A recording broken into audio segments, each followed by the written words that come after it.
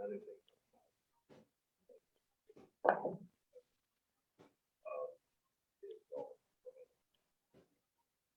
right, we are live, guys.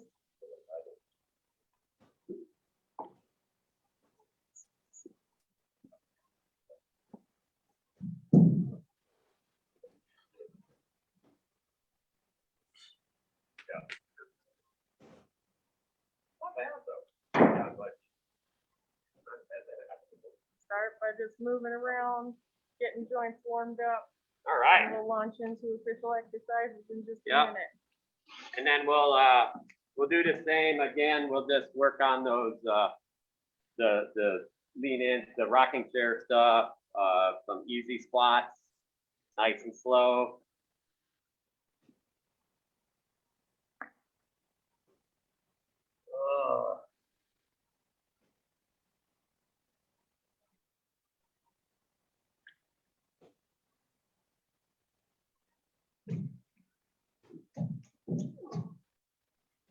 Let's watch if you don't blow that up.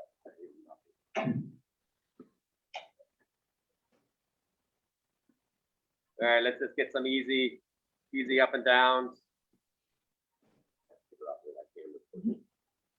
So over here. Yeah. All right. Flat foot first. Let's get a couple of them in.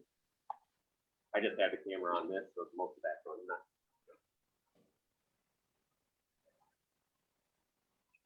Remember, we're going to be doing more of these in speed rounds. All right, now on the toes. Let's work them toes. All right, on the balls of the foot first, all the way down. Keep that back nice and straight. And then back up and push up on the toes. There we go. And then back down. Again, back nice and straight. Get that eye head up. There you go. Up. Push up. There you go. Push up on those balls of the feet. And then back down. Back up. Push up. Good. Back down. Back up. Push up. Good. All right. Let's get the rockers in here. Get your whatever your normal stance is. Again, a little bit. Most of your weight should be kind of balancing on the. You shouldn't have a ton of weight on your heels in your neutral position. That means you're 50-50. Now we're going to lean all the way forward. Heels should be off the ground. Body straight up and down. Yep. Remember, kick this hip out if you have to, and then all the way back. Keep that head nice and flat. And then forward. All the way onto the toe. Push yourself a little bit. There we go, and back. Again, you need to look at times in a fight where you can start using this. When you're in that range where you're right at the edge of range, they can't reach you, you can't reach them until you move in and out. So yeah, if I'm in my neutral stance here, I lean forward, I should be able to hit them. I lean back, they should not be able to hit me. Of course, their range will dictate some of that by height and arm length. All right, switch feet. Let's get that foot really moving. A lot of people, after a lot of years, your feet become a little less flexible. So this is a good way to work that flexibility back into your feet. Okay, so back and forth. That's it. Go back and forth. Good. I'm buying a little bit of time. We got a bunch of people coming in. I'm sure they're going to want to do these speed rounds because they love them.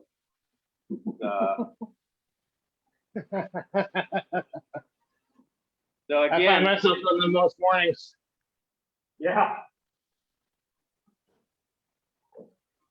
So also when you shift backwards, try not to like put all the weight on your heel. Try to keep a lot of weight on the forefoot. Yeah, the idea. So you learn not to get flat-footed. Right.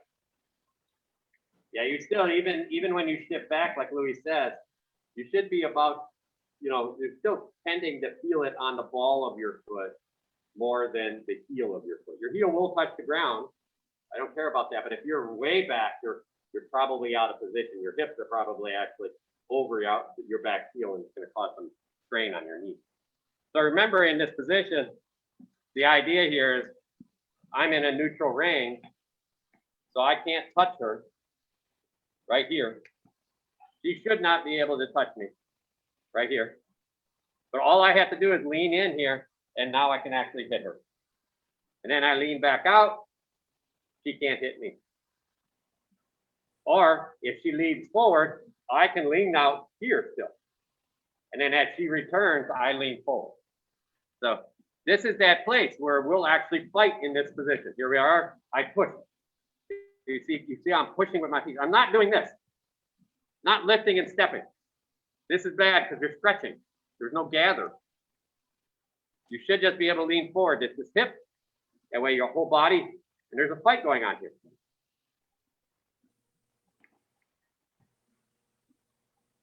And you can see there's a fight just shifting that balance back and forth in the range. So keep that in mind and find a place in the fight where you can do that. You'll find that most people want to step in at you, and then you're essentially making them do something, which allows you to get more opportunity because you know what they're going to do, and you can go ahead and take some opportunity on that. If they step forward, you can step right in on them. If they step forward, you stay right at the edge of range, throw a shot, fall back out of it. So you still have all the control. All right. Well, I think we have everybody else is still, we got a little bit of snow here, so lots of people still coming in, but we're going to go ahead and run these with the folks we have. Where's that? Let me go pull up my list. Yeah, we're gonna write it on the whiteboard today. Yeah, we got to put And actually then it'll just be there. all the 3 different Yeah. stuff. We got to get that nailed down. I'm gonna have to go back and find what one of them was because I only remember 2. All right. And we also have to move Check the Sundays videos. up to Cookies Corner. The last 2 Sundays, 3 now. Yes. I Uh, made myself a reminder on my phone to do that when I get home. Numbers, like day 1, day 2, day 3. sorry, I lost my 20 reps. Here we are. Pop that out. Good. And I think we're pretty good. Okie dokie. I think most everybody here has done all of these already, so they have an idea of how they do it. We'll So call them out for you too. we'll still call them out and just look at what we're doing. Okay.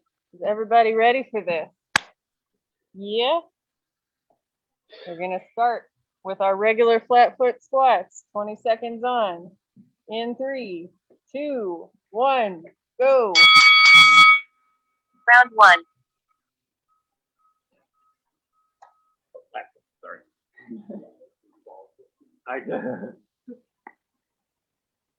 Let's get a couple extra in there. Try to make them a little faster. Remember, watch the distance you're going. If you really want to push yourself, make it slow, but push yourself a little bit. Next one is our jump squats. Or if jump does not work for you, just do a quick up on your toes. Ready, go. Round 2. When you land from that jump, bend your knees. Don't land straight legged.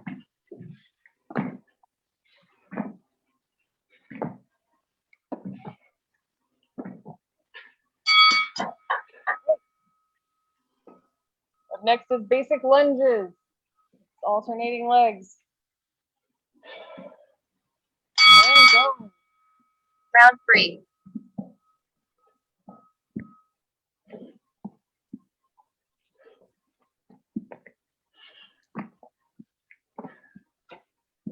Right.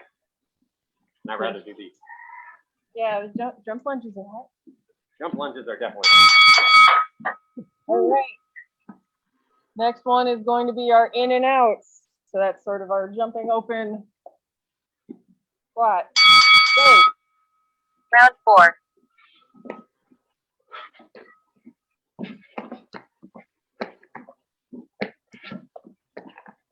Remember this one, if you can't jump, just step.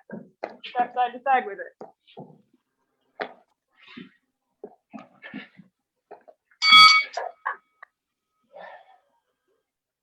Next is our ice skaters. That's our side to side jumps. Ready, ready, go. Round 5.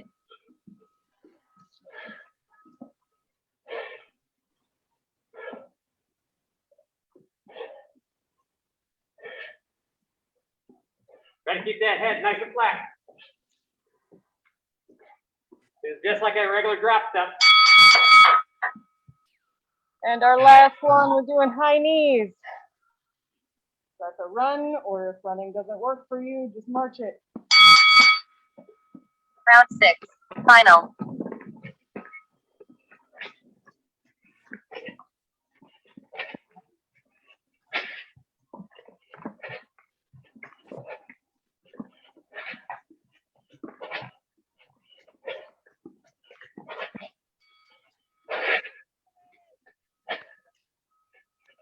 How does this feel, everybody? Not as good as I thought it would. We getting close to adding some more? Sure. Depends on the day. Maybe we'll look at increasing the time a little bit. 30, 20, or 30, 15. Yeah, they're close. Maybe 30-15 would work. Okay. So now we're gonna grab some water. Yeah. Before we dive into quick feet ladder drills.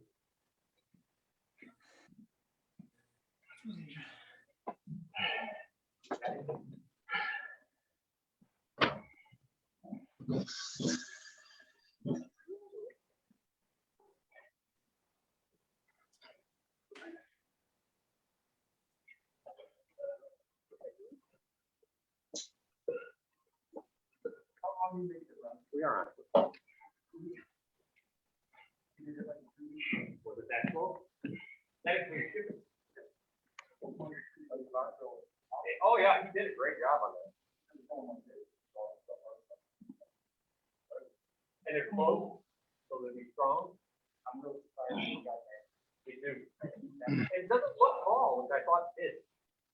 I thought it was gonna, but it looks perfect.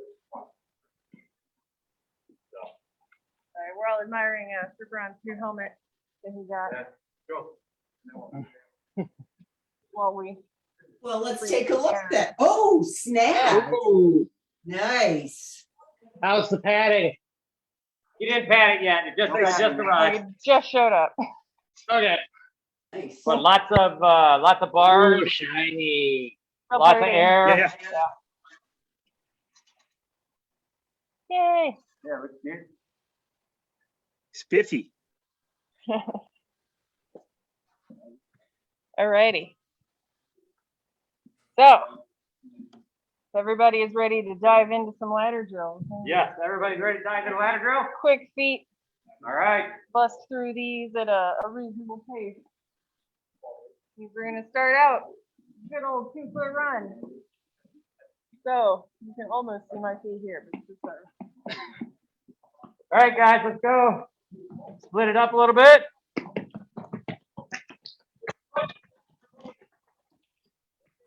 right and left. And backwards if you have time.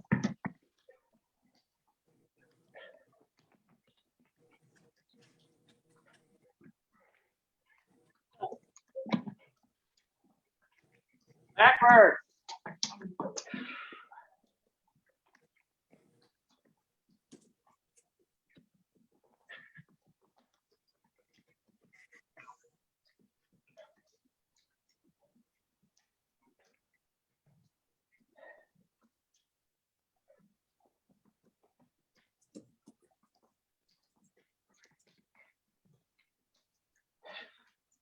Don't be afraid to use like an imaginary ladder. Woo!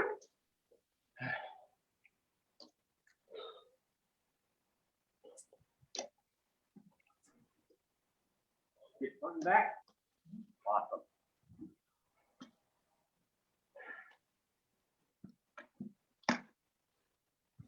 Yeah. Yeah, look at Ted's not moving at all. That's awesome. Talking about you, Germanicus. Looking You're good. looking really good there.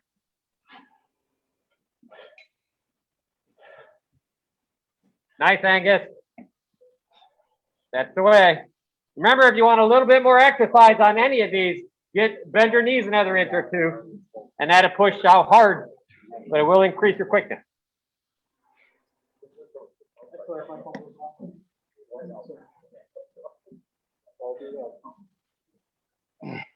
That's the way, Margarita.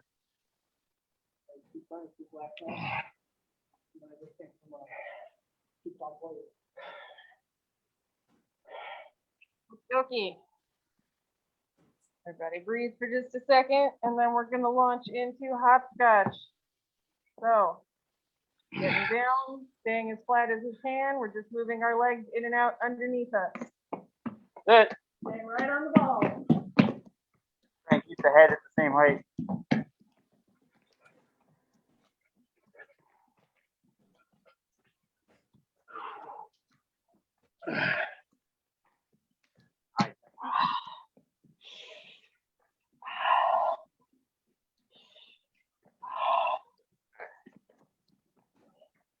And backwards.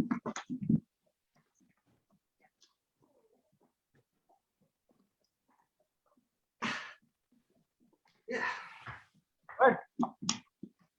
Keep doing forward. Yeah.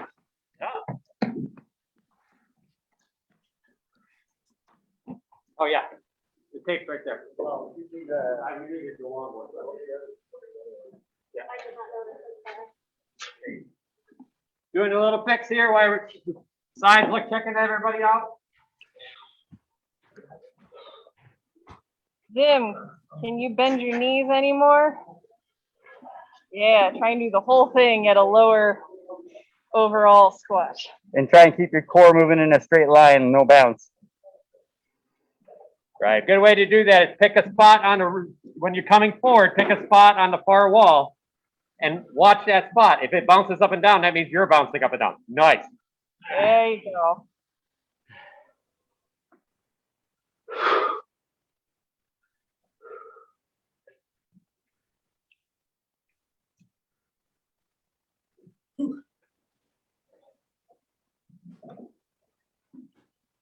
So Angus, just try to get on those balls of the feet a little bit more. You'll get smoother with time.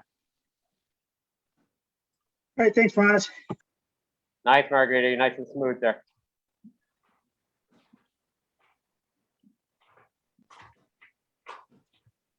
Good job, Paul.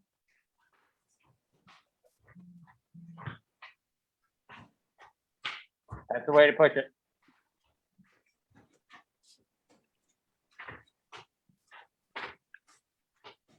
It's interesting. I heard somebody say that they were doing ladder drills, but only the ones that fit in fighting. And we kind of did the same thing, but we also found out a lot of ladder drills we didn't think fit in actually do.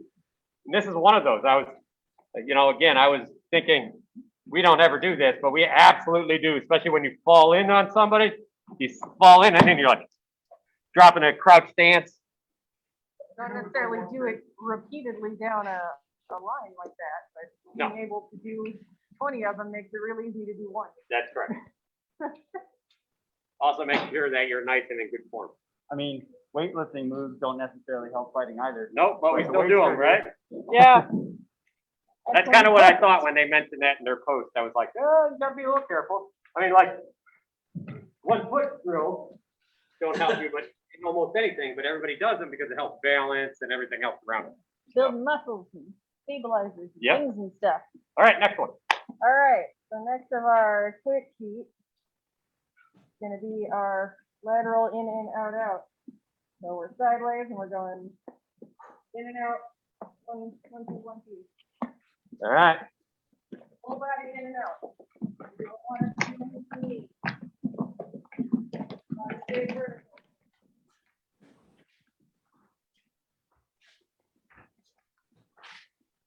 So,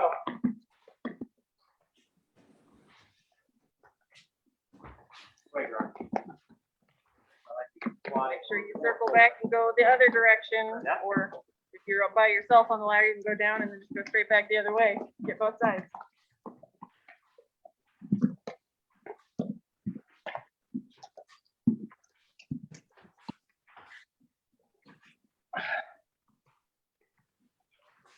be almost able to feel yourself, catch yourself falling backwards.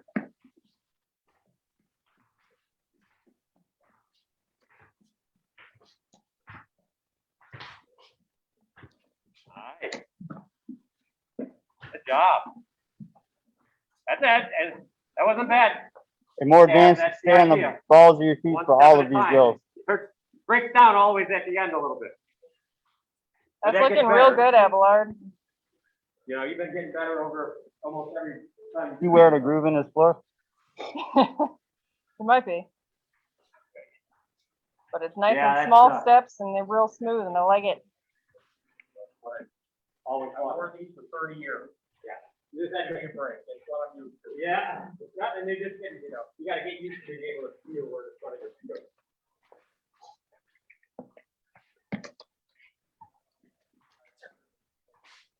Excellent job staying upright, Margarita.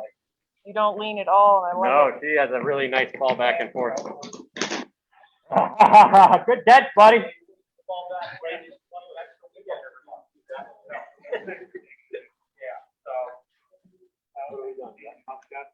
Yeah, hopscotch. Back up. There you go. On those toes. And then, all right. We're gonna move into the next one. It's gonna be our forward in and out out. So straight down the ladder, stay in a good squat. We're just going in and out underneath.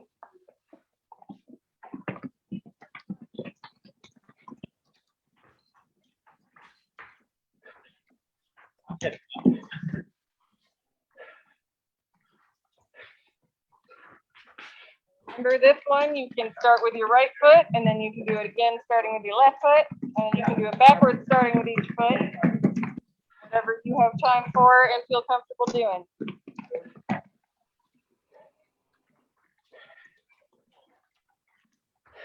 Both sides forward, both sides backwards.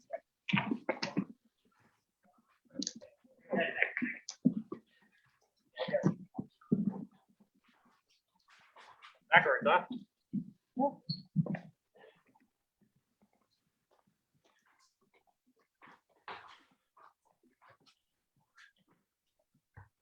You ready to pass out? Slow down.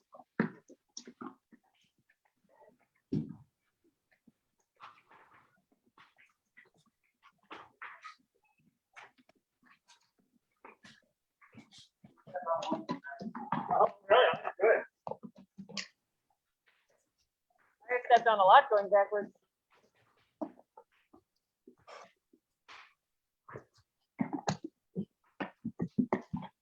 Opposite foot backwards. Good. Brave.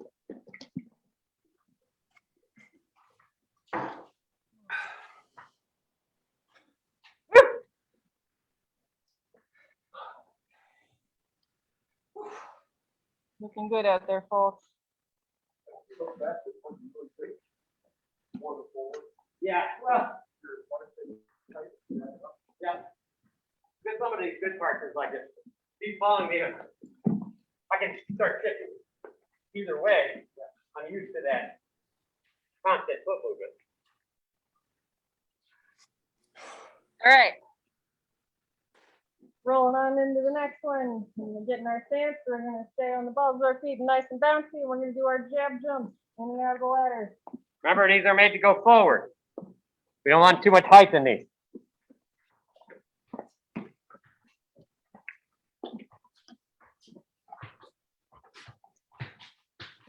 That front foot doesn't turn in.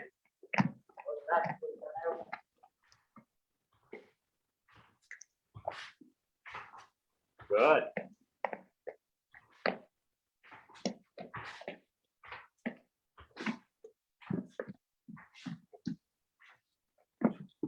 There's another one, you do it moving to your right and then do it again moving to your left.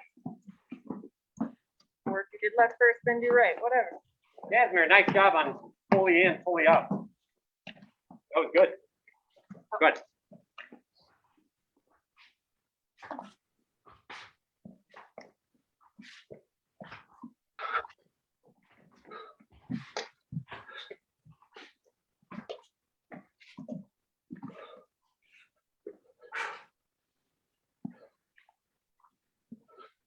Jump in if you want to.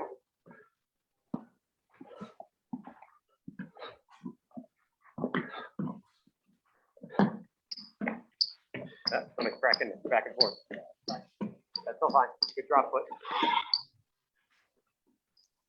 But now doing angles too. Everybody sees Paul's doing nice angled ones right now, which is a nice idea. Don't run. Making use of the space. Good. That's it. Do not collide with the sink.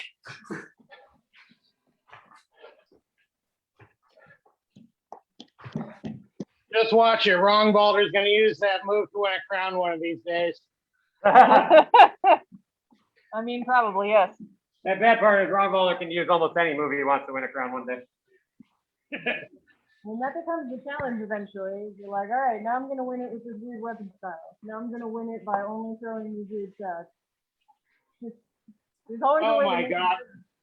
My Just God, those- what have I done? We're gonna something wonderful. only win it with spinning 360 shots. That's right. Yeah. Only the cowboy shirt. I want to see Ron Balder win a crown with, you know, backspin and cowboy circles. There you go. Only shots. Or- Oh, no. Only trick shots. Only trick shots. Whoa. Win a crown. Or be the first to win crown with no shots thrown. Now that would be fun. Only people passing out the whole way through. Or puking. They just all die of exhaustion. All right. Equal voodoo magic. Speaking of exhaustion, let's get back into our ladder drill. So next one we're doing is our switch foot. So we're just starting in our stance here and switching, and then doing that all the way down. Keeping our hips facing forward.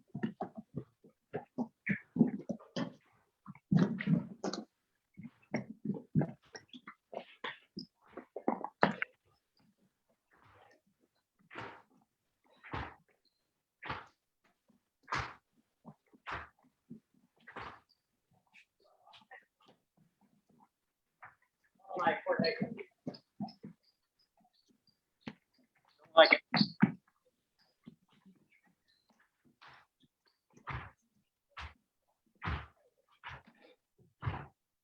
Keep your head forward and focus on using the peripheral at the bottom.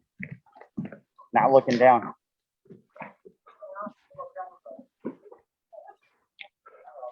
You do both sides of the ladder? In? Okay. There you go. Good. Keep running. I know. I'm having the same problem, man. Go ahead. Yeah. Yeah, same thing. One in, one out. Stand still and do it. Good. There it is.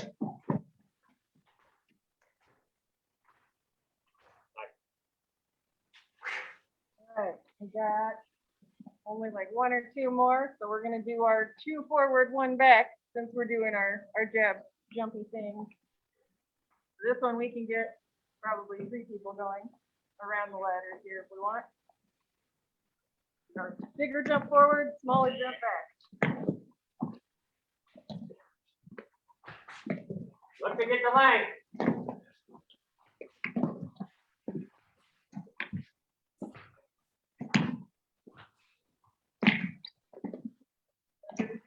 Normal stance, and then switch running foot into the other stance. And all balls of the feet again. And you can do this one backwards too. Not on Let's camera, rock all this here. Watch. but Ron Balder is here. He's watching. He'll know. Rock all this here. Judge it.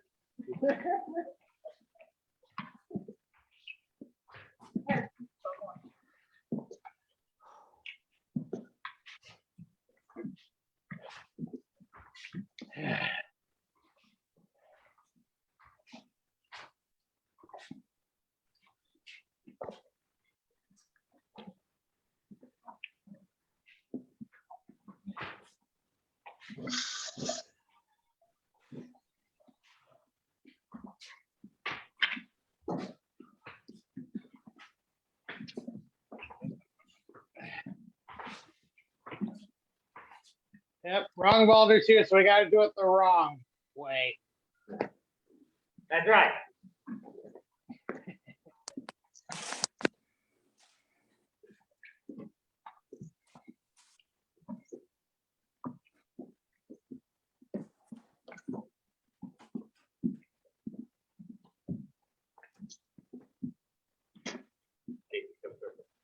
Oh no. I was misled. I thought she was going the other way. So remember in this one, the idea is this can also go on angle. So if you have somebody here, might be a little dangerous if they're really used to following you to just go back and come forward because they may stay in range. But if all of a sudden you shoot to the side, then we have something a little different. Throwing me off as I have to adjust to this angle that happens.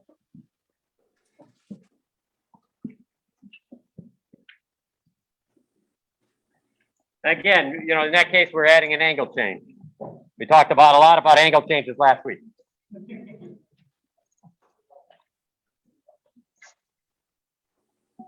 And it's really showing us our last one we're gonna do. Sort of the same idea, but with a shuffle step. Might be smaller steps, but you're still gonna get some good distance. Fewer steps, more range. So this is our back foot move first. Shuffle. Again, the only weakness in this one is that you're moving your feet first. So as your feet move, your opponent will see them a little earlier.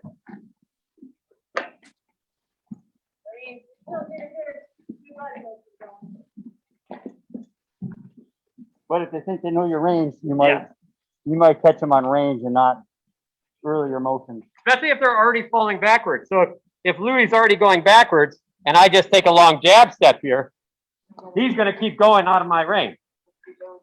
So here we go again. If he's falling backwards straight, I'm going to turn that angle a little bit, and I'm just going to go this way. So if he's falling backwards straight, and I just do this long jab, he's gone, right? Now, if I know he's going to go backwards, I might give a little foot like I'm going for, and then I do the double foot. I can follow him easier, even if he's going back farther. So you have to judge this on your opponent. If your opponent's standing still, then this jab in might work very well. Your opponent's falling backwards, then getting that double step gives you more range. Sounds like, remember, Keep your head at the same height again. You control your height. shuffling and crossing steps inherently get more range. A thing to remember. Yes, we can cross our feet in fighting. We just have to be smart about it.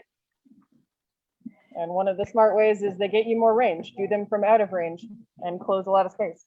If you're having trouble with height, engage your core more.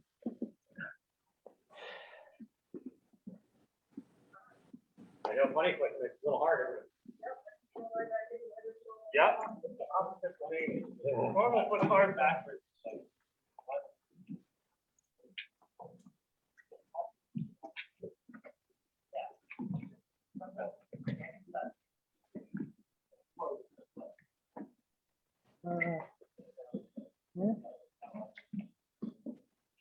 Follow you. Got it.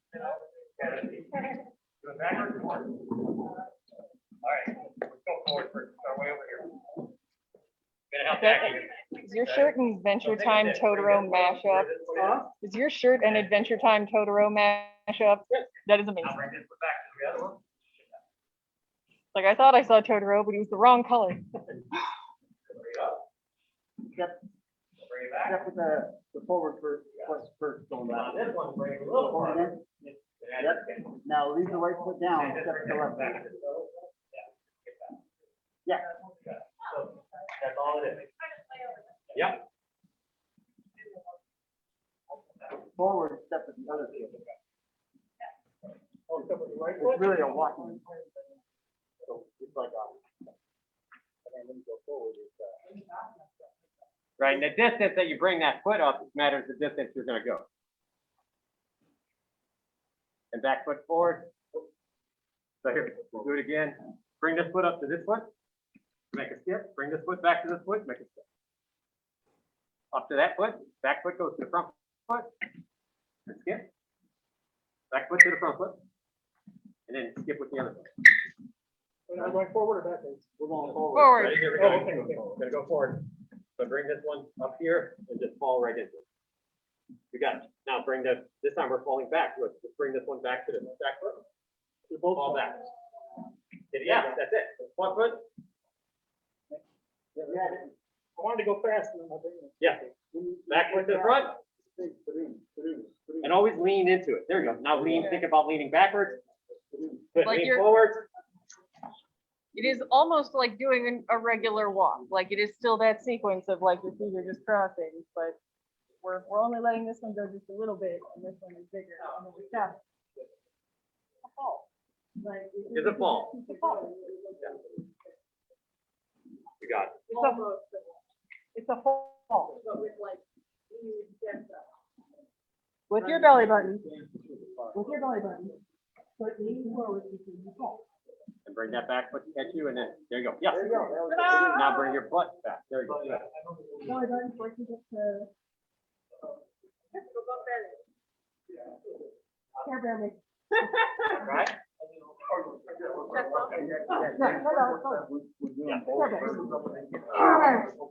Yeah, That wasn't awkward. probably see this back. All right, so that is the end of our ladder drills for today. Everybody grab a drink of water, do some last couple if you want to, do some stretching out, and then we will see what drills Bronis is going to round us out with today.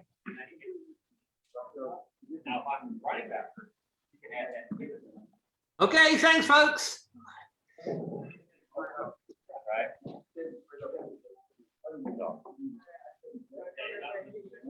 See you next week. Whatever else. Next week.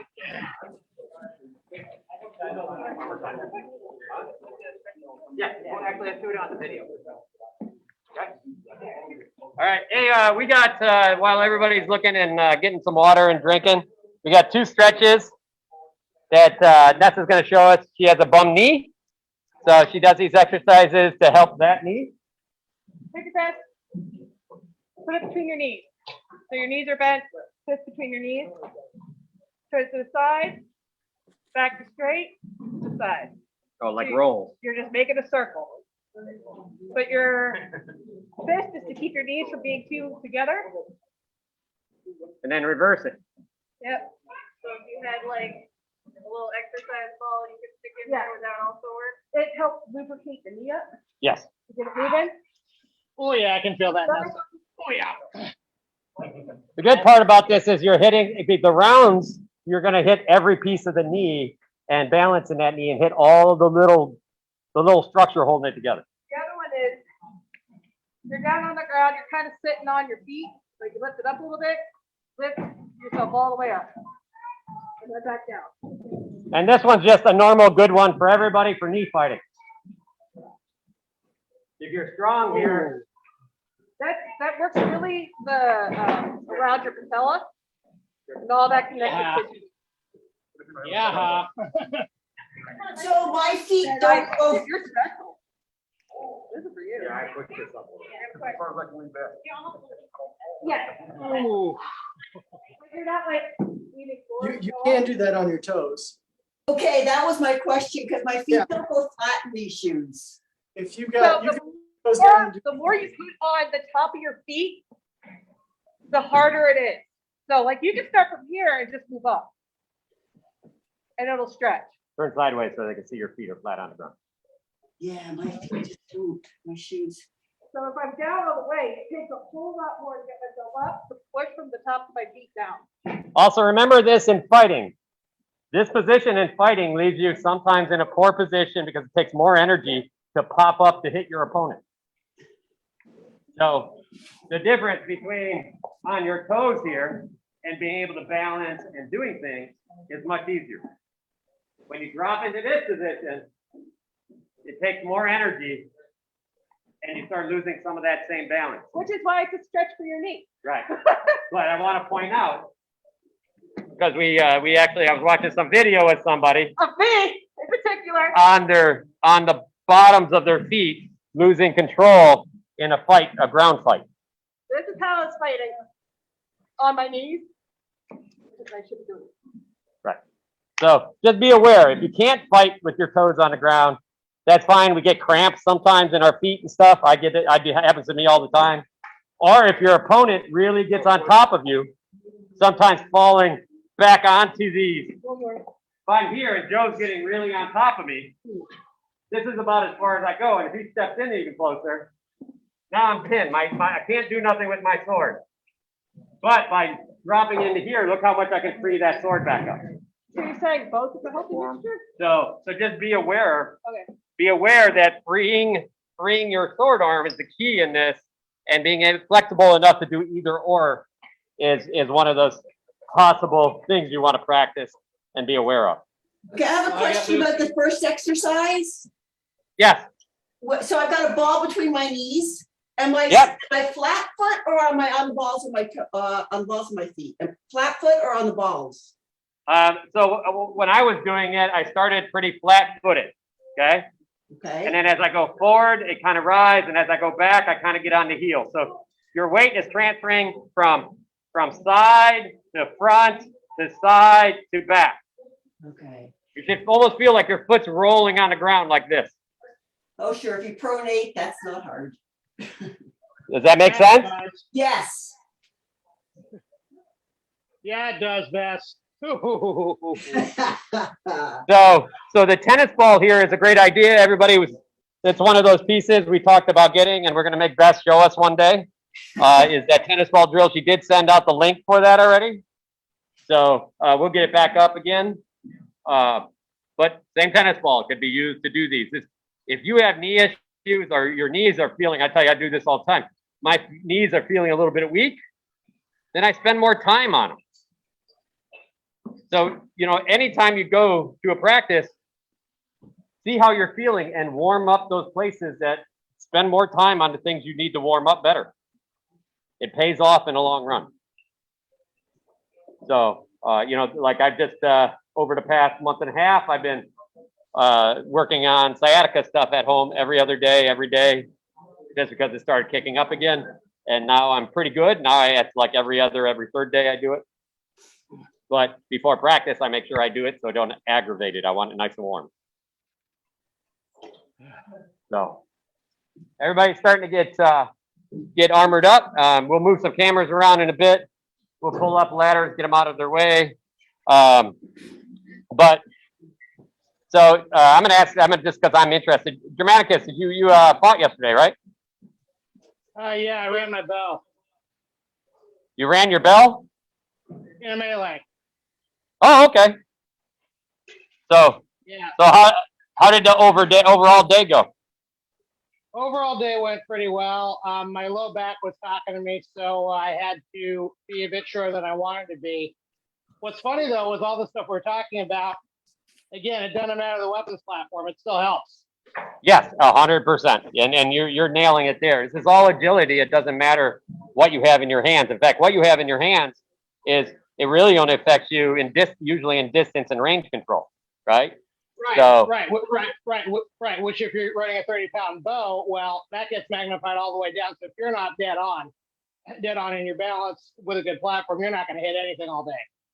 right. And that really falls into understanding how to control our body and how to stop when we're running around. You're running around an edge and you have to stop, you have to center, you have to shoot, then you're running again, right? And the same thing, and the same thing applies with a pike or a glaive, or even protecting somebody with a sword and board. 100%. So, no, that's good. I'm really looking forward. We're getting through February. I know in Michigan, our numbers have dropped down to the lowest in the last 4 months. So I'm looking forward to the spring coming up here and hearing how everybody's practices start up again. Yeah. But yesterday out here was 80 degrees. That's hot even for here. yeah, I heard in San Francisco it's 85 today or something. Yeah, and where I was up in Napa, it was even worse. Wow. Inland away from the coast. No Yeah. marine layer, no fog. Meanwhile, yesterday I broke a snow scraper because of the. Yeah, I know. That's where we are today. We're, I think that's 18 degrees out or something right now. So the next piece is, I just want to, while we're waiting for these, is this is one of these days that we can sit and talk a little. I'm going to highlight me on this so I don't constantly remember where the camera is. All right. So just, you know, when we're talking about, we do a lot of footwork and exercises, but transitioning from drills into actually doing it, you have to take the time, especially at practice with somebody, and figure out when to do these things so that you could take, you know, maybe you're taking, like I show here all the time, it's like maybe you figure out your distance for somebody and you give them a long jab step in them back and see what that does, right? Just experiment, see what it does to your opponent, so that you also learn to read what reactions come out of what drill you're doing. That could be just, hey, I'm gonna do a simple, throw it back on the other camera, hold on. You know, that could be I'm standing in front of somebody right here, and that could be just a simple drop step over here. See what your opponent does. And then go ahead and fall back out of it, do whatever you want. And then try a drop step into here, into the other end. See what your opponent does, right? And maybe you start finding that he moves one way, you know, responds to one side different than the other side. The idea is what these things do is allows you to start reading your opponent, because that's the part that we talk about, but is one of the hardest parts to work on drilling, is that we have to make that translation of, here's the technique I'm going to try. Now I'm going to read my opponent. We learned how to keep offense and defense perfect into our neutral guard. We drop in there. And I evaluate in my head what they did. If they fell backwards, I learned something. So if they fall backwards when I do that, maybe then I shoot to the side, and then I shoot straight forward back into their front to throw a shot. So I get a double step in there because I know they're going backwards. If they just hunker down in spot, so if that person just drops in spot and I'm over on this end, maybe I switch over back because I got them turning in spot, and I can create a different angle with my sword. But we have to make that change. That piece right now is a mental. We're back to that place where we have to think about what we want to try.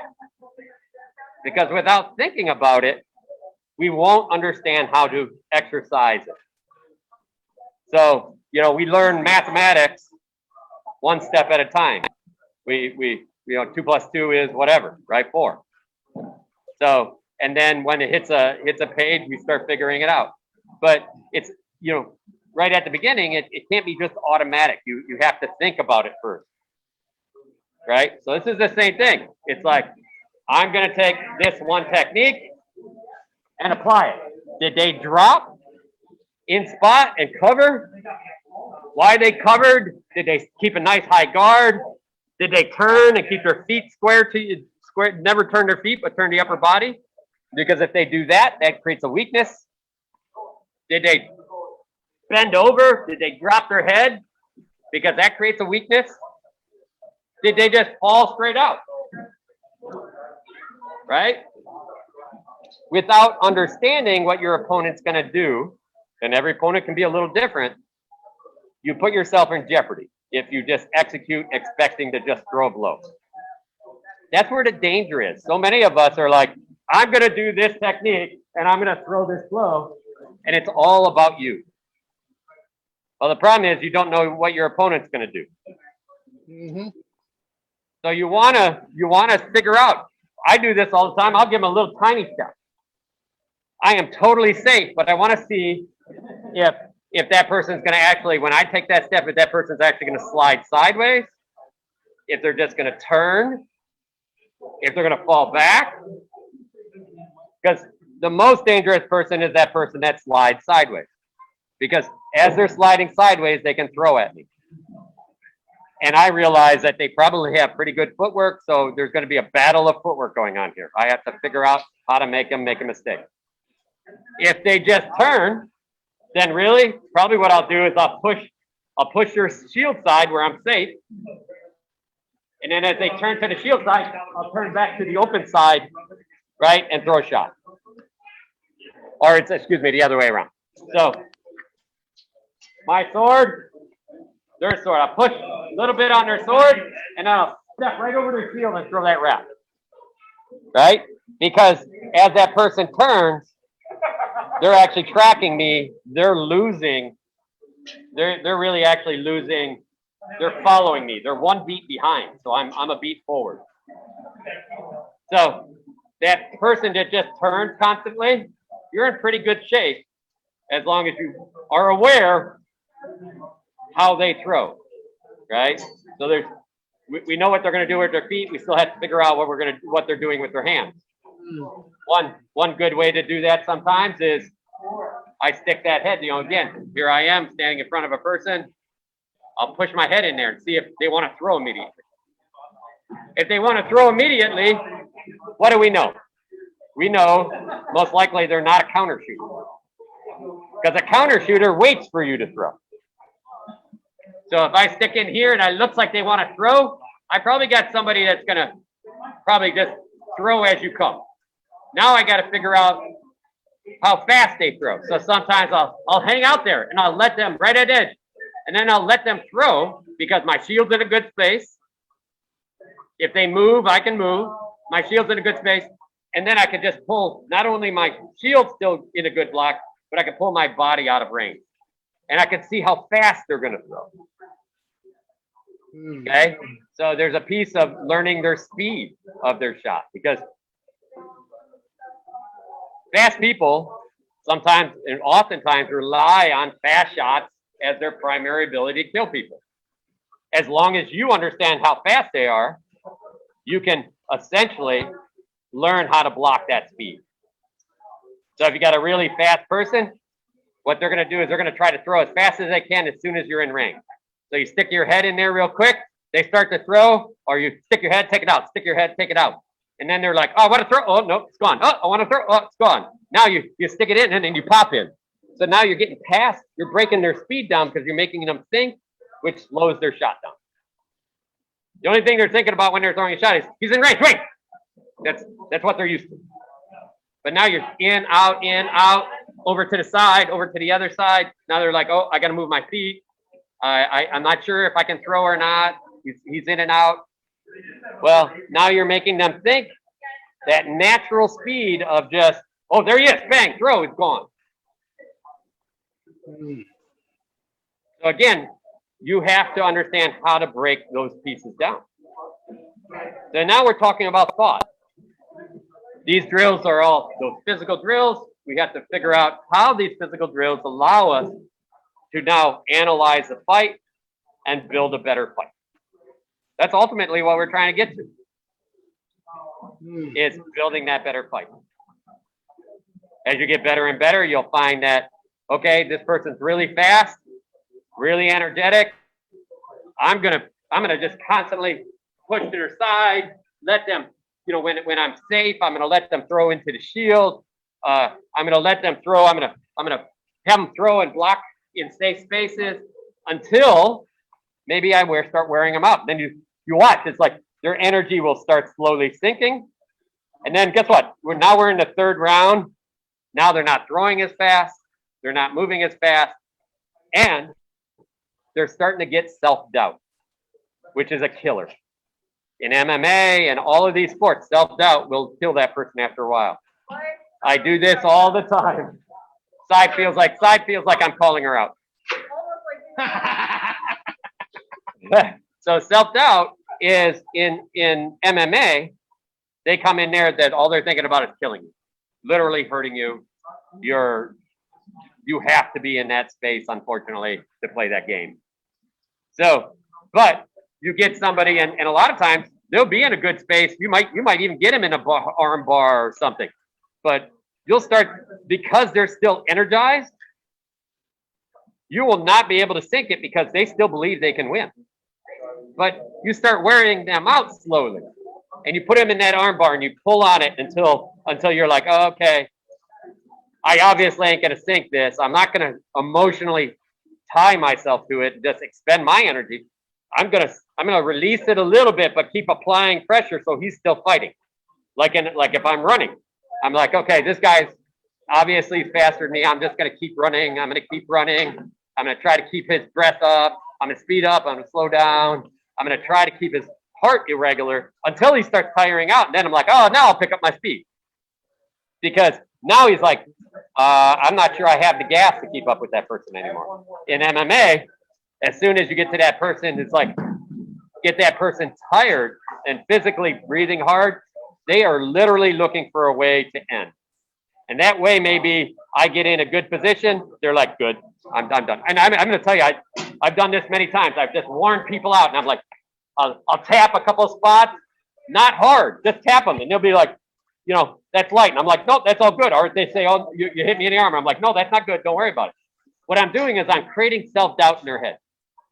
And then I start working. If I see them breathing hard, then I start working harder. And then I relax, breathe, then work them hard again. Until they're like, I need to get air. I don't know how to do this. I can't hit them. So now they're just looking for a way to die. And I've had people, I'll hit with a perfect medium shot, maybe even on the bottom end. And I'm like, it's a little light. You know, you might not want to take that. They're like, no, I'm good. I just want to be done, you know, because they already know they're defeated. They know I can touch them anytime I want. They know I can outwork them. They know they're done. So this is the reason why if you have a very highly energetic person, you want to break them down with movement. Find that weakness and break them down with some movement and push some energy. And the better shape you are in, most likely that guy's energy is actually coming from adrenaline. That adrenaline burn goes fast. And then it pours, you know, lactic acid into your body, which tires you out. And that takes a while to get rid of. So the key there is you're breaking down somebody that might be better than you, and then they come down to a level where you have absolute control. They're in a space where they're looking for the easy shot. Their muscles are already tired. It's easier to see their blow. It's easier to now apply even more energy if you have some, and then they're like totally get into the space. It's like I can't do this. I can't keep up. Right? A thing to remember on that pattern as well is remember a lot of times, and Beth will remember this one. Osis once said, you kill the guy before you get there. Right? And what he means by that is at practice. You're at practice with somebody, even if you're just doing pickup somewhere, and you're doing all your work, and you can see they're starting to tire down. Don't let them quit. Be polite. Say, hey, another one, and then keep wearing them down. Another one, and then you're going to find that you're going to start hitting them. And then you'll be like, one more, and then when they're going to want to quit, guess who? No matter how many times they hit you at the beginning, you got some hits at the end, and then they had to quit. Guess who won? Guess what they're going to remember? Now, that's a really subconscious thing, right? We don't think about how we beat somebody before we get there. You beat them by, man, this person, you know, I got to get off to a fast start, or, you know, this person's going to be difficult, even though maybe your first 5 fights, they totally overwhelm you. But maybe the last 5 or 10 fights, you overwhelm them, or start getting, even if you just get even with them and they have to end because they're tired, you're still the winner. Right? So those are some of the things to remember, that now when that guy comes into a list, he's like, oh man, this is going to be a long, grueling one. I don't want it. So if he comes in saying that, guess what? You already won.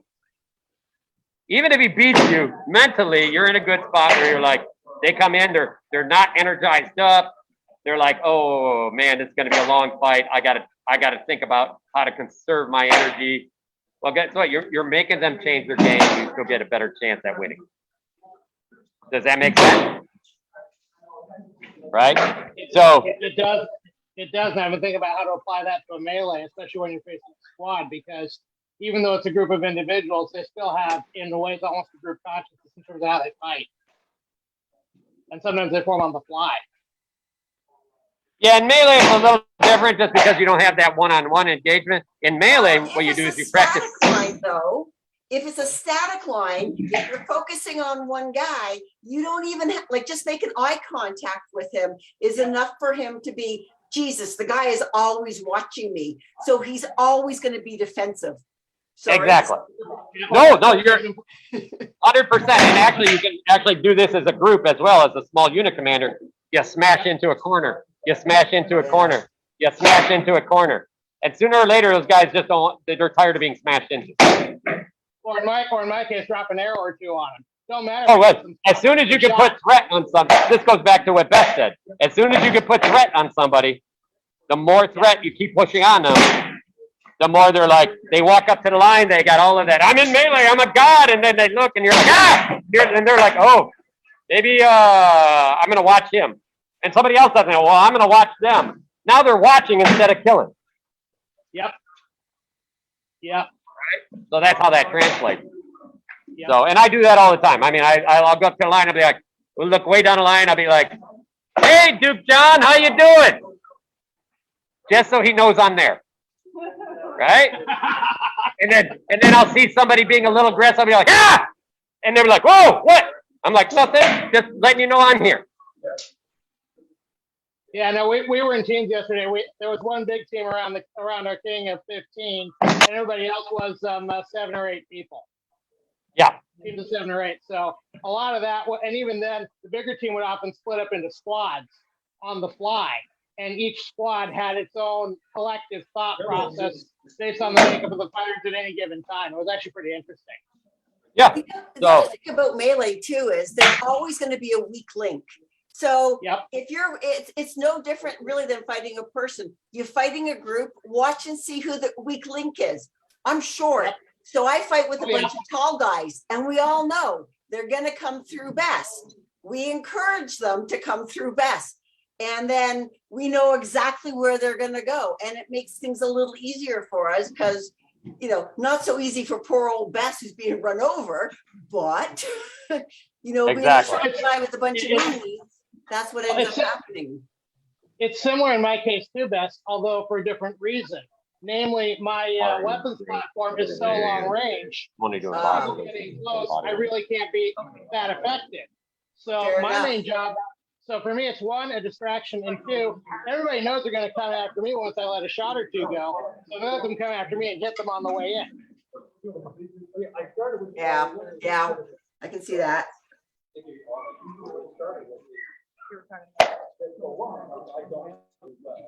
So we need these guys to wear team jerseys so that we know with their names on the back.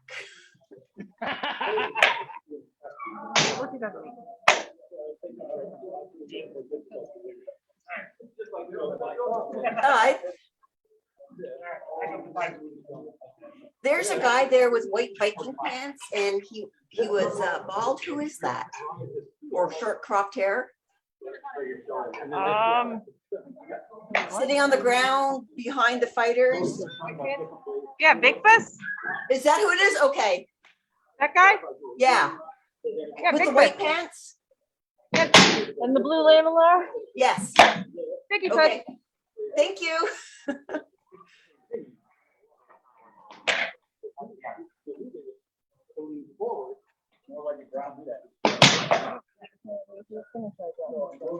it's still nice, similar.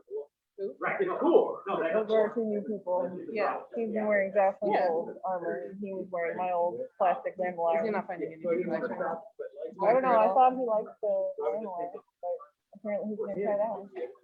Oh, he has the opportunity to try other things. Yes, I mean, I absolutely encourage trying. This is super cheap, and I like it that way. I like super cheap armor. When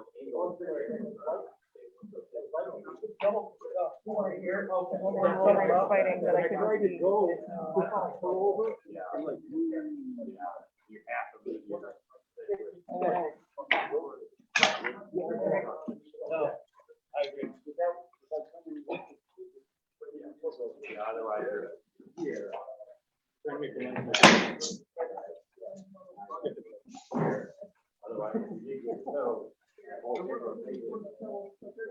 So this is what we used to.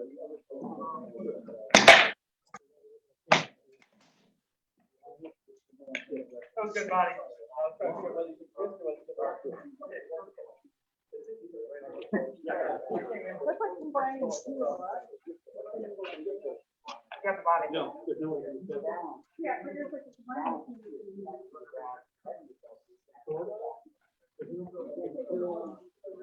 it's still here.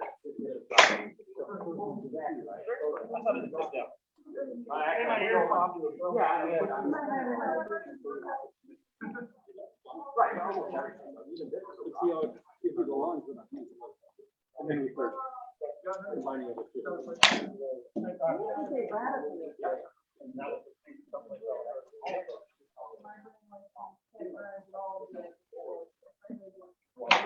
oh, nice.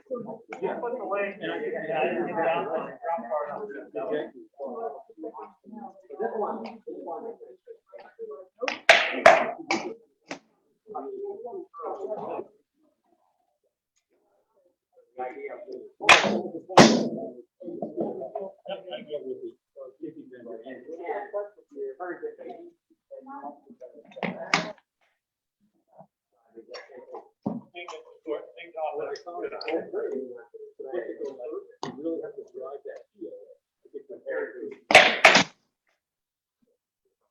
No, it's really solid. This one is hard.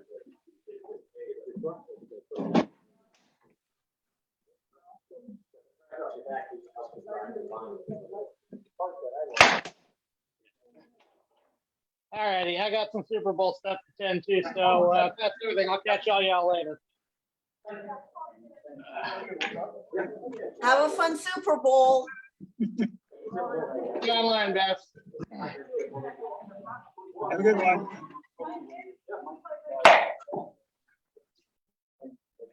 Thanks, everyone. I'm gonna sign up. Got stuff to do.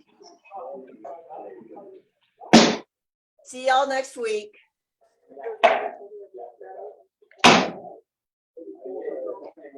See you later.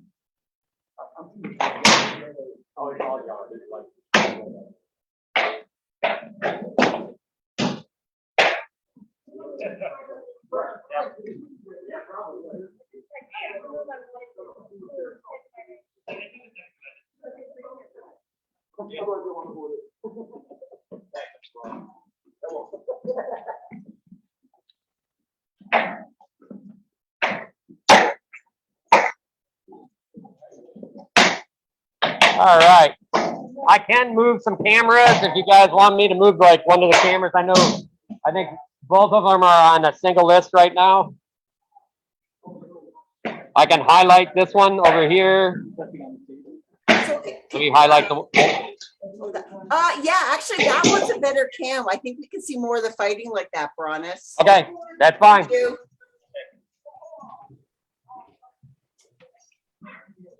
But definitely, actually, Ronvalder and Louis were talking about taking the ideas of your footwork and understanding, apply it, see how it works, think about it during the fight.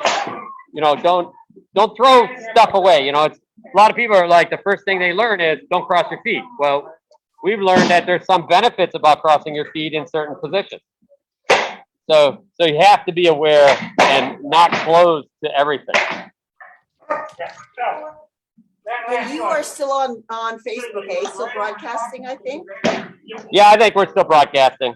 I could probably turn it off. Let me turn it off. All right, Facebook. I think we went through all our drills. We're just in practice. We're gonna go ahead and sign off, and let Saib do that because he's an expert. I keep forgetting where it is. There it is.